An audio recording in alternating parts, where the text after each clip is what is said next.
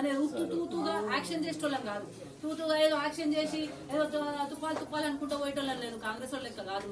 మనం చేద్దాం అనుకున్నాం, చేసినాం, రేపు కూడా చేస్తామంటే వాళ్ళ పక్షాన్ని నిలబడతాం, తప్పకుండా కొట్లాడతాం. బాధ ఉన్నది, అరే గింత మంచి చేసే కేసీఆర్ 10 ఏళ్ళు గింత మంచి చేస్తే పక్కకు జరుపుకుంది అనే ఒక బాధ అందరికి ఉన్నది, మనందరికి కూడా ఉన్నది. కానీ ఏంది మళ్ళా కేసీఆర్ ఏమో కేసీఆర్ ఏమంటున్నాడు, ఇంకొక నెల కేసీఆర్ వస్తాడు.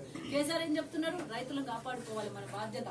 మనకు వాళ్ళకి ఇబ్బంది వచ్చినప్పుడు మనం రావాలి, మన ఇబ్బంది వచ్చినప్పుడు వాళ్ళని చూడాలనే బాధ్యతతోనే మన పార్టీ ఉన్నది. కాబట్టి ప్రభుత్వాన్ని తప్పకుండా ఎండగడతాం.